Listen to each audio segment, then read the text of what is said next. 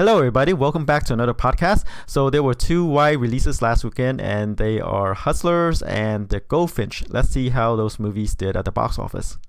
All right, let's jump right in. Coming in at number one, as you can see on the chart, is It Chapter 2. The movie pulled in $40.7 million in its second weekend, drop off about 55% around there. And domestic gross is about $153.8 million. Let's see how that movie did overseas. Overseas, it pulled in $169.4 million for a worldwide total of $323.2 million. The first movie, It, opened to $123 million, but the second movie, It Chapter 2, opened only to $91 million. So as we can tell from the opening figures and the drop off, that Chapter 2 is gonna gross less domestically than the first movie. Right now, the overseas gross is $169 million. For the first movie, the gross was $372 million overseas. So if there's an extra push overseas, I mean, there's potential for the second movie to outpace the first movie in worldwide box office. We don't know if the second movie will beat out the first movie in worldwide gross, but hasn't opened everywhere yet, and especially in China, is the movie that is not going to open in China. The first movie didn't. The second movie is not going to, because the Chinese market has something against movies with supernatural elements in it, and this one qualifies. So this movie is not going to open there. So it's missing out a big chunk there. But the first movie, gross $700 million worldwide. So this, Chapter 2 has the potential to beat out, but like I say, it hasn't opened in a lot of markets yet. So it's still to be determined. All right, let's move on to number two, and that movie is Hustlers, one of the new releases last weekend. It pulled in $33.2 million over the weekend. The budget's only $20 million, so it's a pretty good opening for that kind of budget. The movie stars Jennifer Lopez, Constance Wu, Julia Stiles, among others. And this movie is about strippers who drug their patrons and steals from them, and this is their story. And this is a movie that I say probably could open, probably would open somewhere in the 10 to 15 million range, because Jennifer Lopez movies usually don't open that high, and usually open around the 10 to 15 million range, which with a couple of rare exceptions. And with the 33.2 million opening, Hustlers became Jennifer Lopez's highest opening movie ever. So yeah, you go girl, right? I mean, I thought Jennifer Lopez, is past her prime. Like who would want to watch a movie with her playing, being a stripper, and Constance Wu, etc. Right? But hey, there's this market here, and one thing I got wrong, I believe, is that this movie is falls into line with the other movies that target toward the woman audience. Female empowerment. Women behaving bad, like Bad Moms, for example. That movie did really well. A couple others, it falls into that mode. I was thinking of Hustlers in, saying, oh, okay, it's a gimmick, sort of, as a woman stripping, and that will draw in the crowd. And I thought, oh, maybe who would want to watch, like, for example, people who are sort of like over the hill strip, and women. So this woman group turned out in force for this movie, and it opened to 33.2 million. So I was definitely wrong about this movie. So if this follows the trajectory of like other movies of its ilk, right, it's gonna stay in theaters and it's gonna do well. All right, let's move on to number three, which is Angel Has Fallen. This movie pulled in $4.4 million in its fourth weekend, drop off about 27% from the previous weekend. Domestic gross is about $60 million. The budget is only $40 million. So this movie continues to do well. It looks like it's outpacing London Has Fallen. London Has Fallen, like, opened to $1.6 million, went on to gross $62.5 million domestically and $205 million worldwide. This movie, Angel Has Fallen, is already there domestically, right? Let's see how this movie did overseas. It hasn't opened overseas yet, so $60.3 million is all we got. So as I said in the previous podcast, with this performance of Angel Has Fallen, I wouldn't be surprised if we'll see more Fallen movies coming down the pipeline.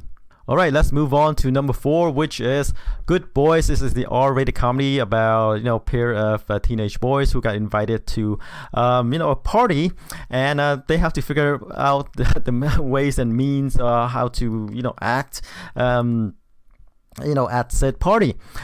This movie pulled in 6.3 million in its 5th weekend. Drop off, relatively low, 22.3% from the previous weekend. Domestic gross is 73.3 million, and the budget is only 20 million. So it's another low budget R-rated comedy that's doing well at the box office. All right, let's move on to number 5, which is The Lion King. It pulled in 3.6 million in its 9th weekend. Still going strong. Drop off is only 17.8%, which is pretty good. And domestic gross is right here, 533.9 million. The budget is really high, 260 million. But hey, look, domestically it's 533 million domestically, and let's see how it did overseas. So overseas, it put in 1 billion for a worldwide total 1.6 billion. So nothing more to say about this movie except it's really doing well for Disney. All right, let's move on to number 6, which is Hobbs Shaw. The movie pulled in 2.8 million in its 7th weekend. Drop off, still relatively low, 27% from the previous week. Domestic gross is 168.3 million. Budget is high at 200 million, but let's see how it did overseas. Overseas, it pulled in 572.6 million for a worldwide total of 740.9 million. So it's doing very well overseas. This movie is made for the overseas market. We saw this series dipped. Starting with the 8th movie. It peaked with the 7th movie and then start dropping. And now, there's the spin-off with Hobbs Shaw. I believe there was some disagreement between, some of the main cast members, and they're spinning this one off. And even though Vin Diesel and etc. might not return to this movie, hey, this series is this franchise is in good hands with Johnson and Statham. It appears that they can carry this franchise forward. All right, let's move on to number 7, which is Overcomers, one of these faith-based films. I think it's based on a book as well. I'm not sure. But anyway, this movie pulled in 2.7 million in its 4th weekend. Drop off about 26%, relatively low drop off. Domestic gross is about nearly 29 million. The budget is only 5 million, so it's doing very well at the box office. Even though it is not grossing like blockbuster numbers, it's still doing very well relative to its budget. All right, let's move on to number 8, which is one of the new releases last weekend, and that is the Goldfinch. It put in 2.6 million over the weekend. This is a movie that I said could probably open somewhere in the 3 million range, because this is not a movie that would do well at the box office. It's not a mainstream movie, and its opening is about where I had it, and like I said, that this movie kind of lacks star power, and that is the type of story that does not pull in huge numbers. And reviews wise, it's not that well reviewed either. 25% on Rotten Tomatoes and a B cinema score. So these type of smaller movies need help from reviews and word of mouth, and it seems like this movie is not getting it. And like I said, I'm not sure if there's much it can do for this type of movie, other than keep the budget relatively low and hope for the best, and maybe you'll get a boost somewhere. Except the problem is that the budget for this movie is 45 million, which is kind of high. So I don't think the domestic run is gonna reach that number. To say Marley, right? I'm not sure if it's gonna open that well overseas either, because dramas, especially one that are not star driven, don't usually perform that well overseas. So you can say this is kind of like a minor dud for Warner Brothers. All right, let's move on to number 9, which is the Peanut Butter Falcon. Is this a drama, about a autistic boy who ran away from his care home and encountered this, I think, rebel criminal or whatever. They bonded and they went on an adventure together. This movie pulled in 1.9 million in the 6th weekend, so it keep on expanding and it's in the top 10. Drop off is about 10%, which is pretty low. Let's see. Domestic gross right now is about 15 million. I'm not sure what the budget for this movie is, but it looks low budget. It's probably somewhere in the 5 million as well. 15 million opening is, doing okay for a movie of this type. All right, let's close out the top 10 with Dora and the Lost City of Gold. It pulled in 1.9 million in the 6th weekend. Drop off is, about 21%.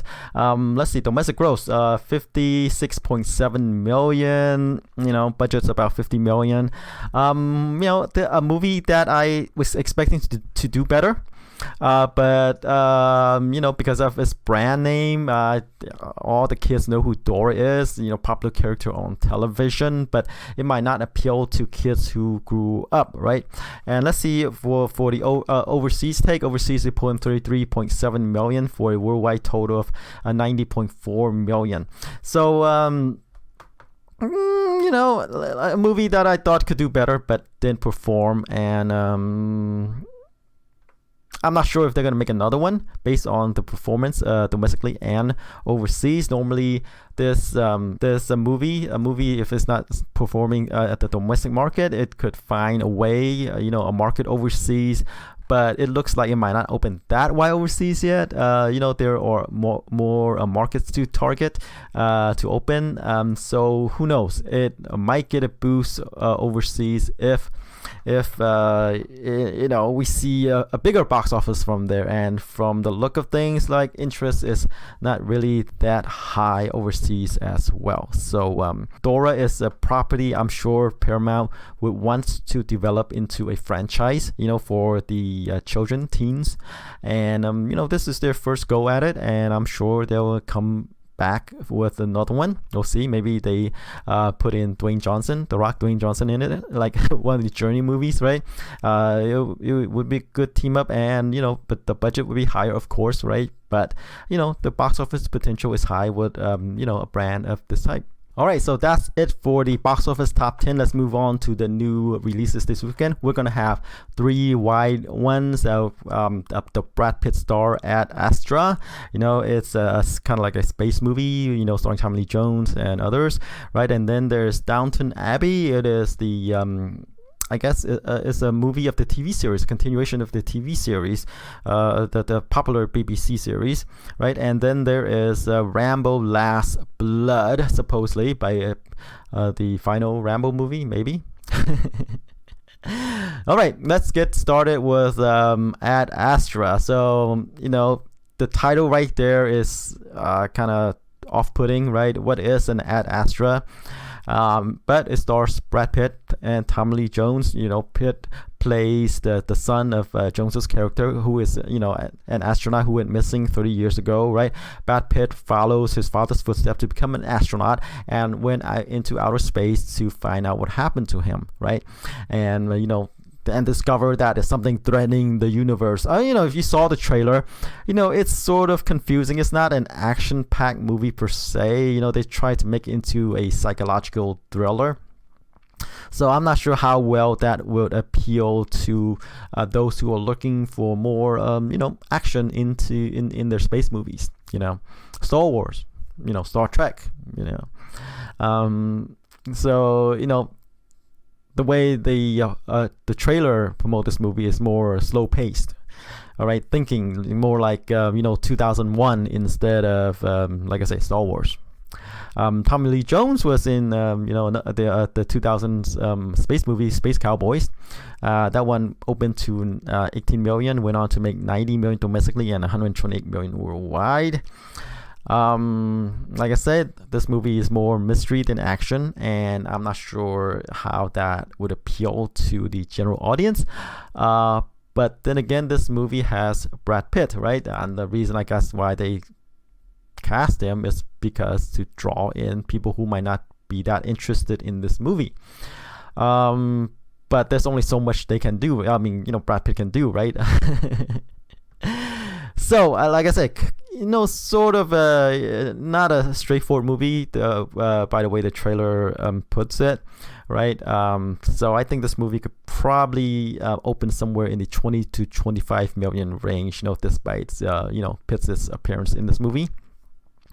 It has potential to open higher, but I think, like I said, confusing trailer is not something that, like the audience would rush out to watch. So 20 to 25 million opening for Ad Astra. All right, up next is Downton Abbey. Like I said, it is a continuation of the TV series. So, what happened after, right? It's a popular BBC TV series, but I don't know if the fans are going to turn out to catch the movie, Usually fans of the TV series, sometimes don't turn out to watch the movie adaptation.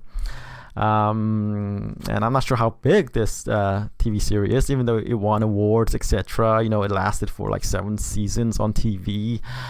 But like I said, I don't know if they're going to turn out. But there are going to be some, right? So an opening of somewhere in the 5 to 10 million range for opening for Downton Abbey. All right, finally we have Rambo: Last Blood. Sylvester Stallone returns. He's back home, he's minding his own business, but there's this gangs, kidnapped his relative, and he wants her back, and they're gonna pay, right? So for Last Blood, they try to make it into like a cross between John Wick and the character, Liam Neeson's character in Taken, right? They taken somewhere, kidnapped someone he loved from him, right? He has a special set of skills that he's gonna use to get them back, right? And he's as badass as John Wick. He has all these weapons. He's a living weapon, right? His hands, whatever, all he needs is a knife, bow and arrow, and he could take down this gang, as you can see by the trailer. Let's see, the last Rambo movie, this is going to be the 5th Rambo movie, right? But the last one is just titled Rambo, was back in 2008. So it has been 9 years since the last movie. That one opened to 18 million, went on to make 42 million domestically and 113 million worldwide. So it's doing pretty good, right? The budget for Last Blood is 50 million, so which is a decent size budget for this type of movie. Yeah, got its explosions in. Unlike the last one, this movie is directed by Adrian Gunberg, right? The last Rambo movie was directed by Sylvester Stallone himself. Right now, he's handing that task off to Gunberg, who directed Mel Gibson in 2012's Get the Gringo. Besides that, he's been doing a lot of assistant director for a lot of action movies. So, he knows his stuff. He can direct actions. He got a relatively high budget to play with, 50 million. And hey, Sylvester Stallone is an old hand at this, right? He wrote the script and, he directed as well. I'm sure he did some behind the camera work as well for this movie. There's no reviews on Rotten Tomatoes yet, so I'm not sure if they're gonna preview this movie. But they probably embargo it as they always until the Thursday release, right? Until they release at the end the embargo on the Thursday, and then reviews comes in. And I don't expect this movie to get good reviews. It's these type of movies. It's the 5th movie already. You know what you're gonna get. So a thing in this movie's favor is that hey, it's filmed kind of like a mix between John Wick and Taken, and this is the movie that people who are looking for an action-packed weekend might gravitate to instead of something like Ad Astra, right? This one has the explosions. So I think this movie could probably open somewhere in in the 20 million range, if not higher. All right, so that's it for this week's podcast. Tune in next week to see how it did. Until then, take care. Bye bye.